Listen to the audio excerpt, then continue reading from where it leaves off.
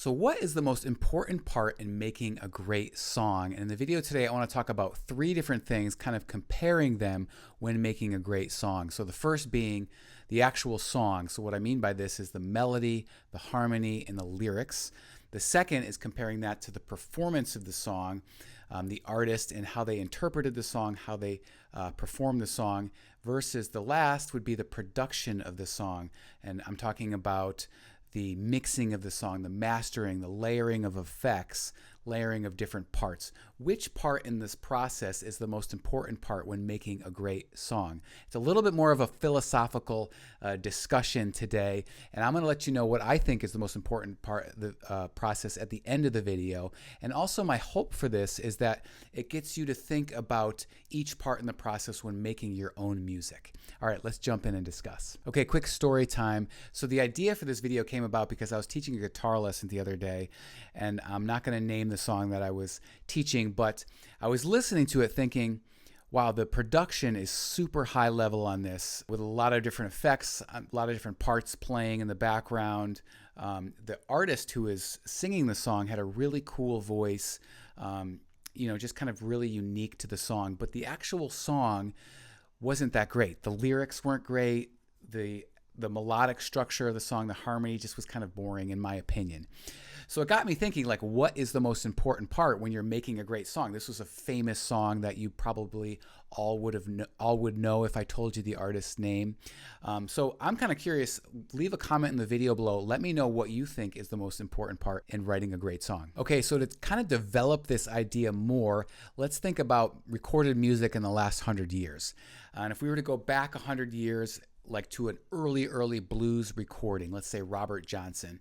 And you're thinking about these three elements. You have the recording, which is terrible, right? There's clicks and pops in the recording. You can barely make out some of the parts or what the singer is singing.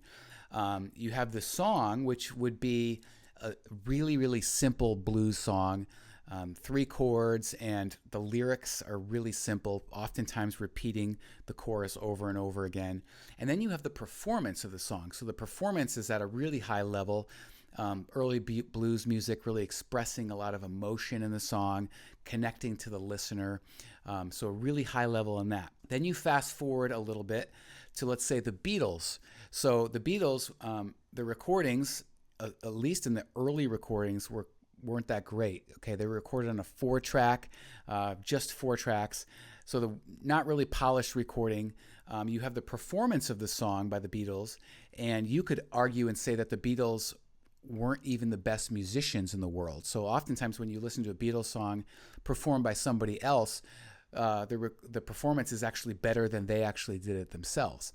Then you think about the songs, and it's at mastery level, right? So the Beatles wrote arguably the best songwriters of all time. They wrote so many great songs, kind of from a melodic standpoint, a harmonic standpoint, the chords, and also the lyrics of the song. So really great songs. Okay, now let's contrast that with a modern pop song, okay? So let's say in the modern pop song, you have the production, okay? And it's super high level, recorded at multi-million-dollar studio, tons of effects on there, tons of pads, layers, mixed and mastered really professionally.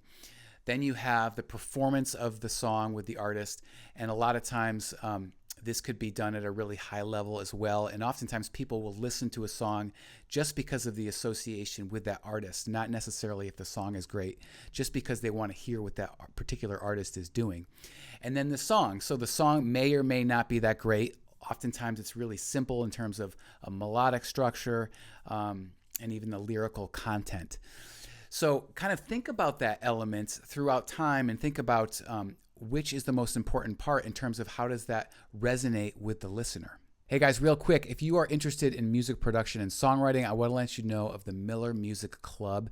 The Miller Music Club is an online community of songwriters, guitarists, and producers where we learn together, we collaborate together, and we share our music.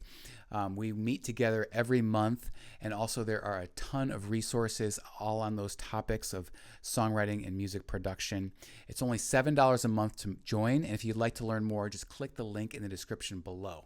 All right, back to the video. So at the end of the day, I feel like all three of these things are important when making a great song. And if I were to be forced into thinking about an order, I would say the song is the most important, followed by the performance, followed by the recording of that song. And at the end of the day, really, making a great song is about connecting with your audience, making them feel something, so that your song resonates with them. And I feel like if you've done that, you've made a great song. So I hope you enjoyed this video. Please leave a comment. Let me know what you think. Let me know which part of the process you think is the most important. And I will see you on the next video. Take care.